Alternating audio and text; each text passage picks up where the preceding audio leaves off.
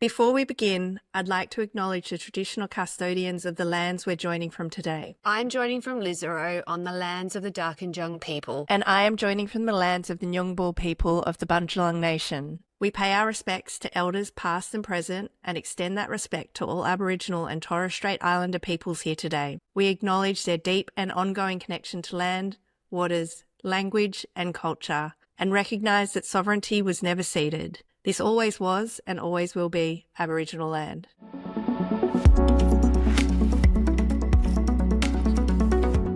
Before we jump into this episode, a quick note on why we make Fembot. Kat and I run Crybaby Productions, a creative agency working with enterprise brands. We help marketing teams turn complex products into stories and campaigns that actually drive growth. We started Fembot because we kept meeting incredible women leading in tech. We wanted to create a space to share their thinking and leadership. Today we've got Terri Martin, and she's the head of corporate at NIDA. She helps leaders and teams strengthen communication, presence and performance. With a background spanning marketing, creative leadership, business management and board roles, she understands how communication drives real commercial outcomes. Terri, welcome. Tell us, how do you use AI in your everyday life?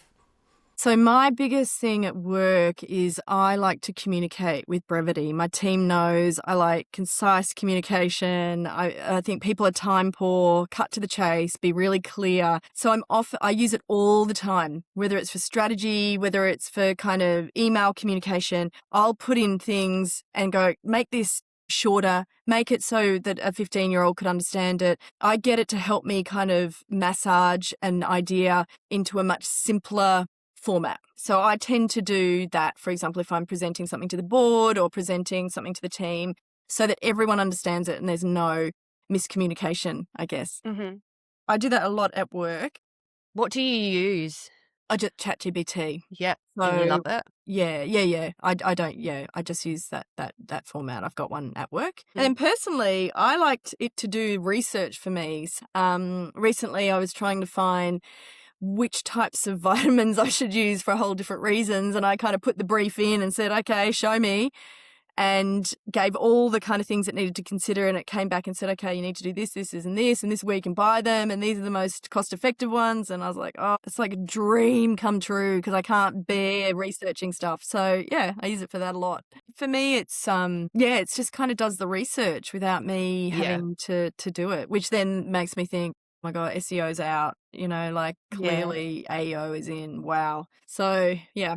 Can I ask, how much do you trust it, in doing that research for you? Because I feel like there's been a lot of use, especially for female health as well, which is interesting that you brought it up. How much do you trust it in giving you the right advice for what you're after? Well, before this conversation, quite a lot. But now that you've just told me that, look, I take it with a grain of salt. For me, everything with ChatGPT, for AI, for me personally, it's a sense checker. It's never the whole thing that I would ever rely on. It's like, what about this? Oh, yeah, okay, sure. It's never something I would use to write something all out. I would kind of do my research. When I was talking about the vitamins and supplements, I had an idea of what I thought. I'd been reading a lot of stuff. Yeah. And gone, okay, I think this one and I think this one and this one. Which ones do you think? Knowing X, Y, Z. So I think you've got to have, I think if you go in blind, that's not great. I think you need to have an element of, you probably got something in the back of your head you think. It's almost like my sense checker. I prefer to use it like that. I worry about using it purely for just, hey, I'm going to hand over everything to it. And, Yeah. And is there anything that you have tried that you were really underwhelmed with and you've just gone back to your analog system? Your analog phone.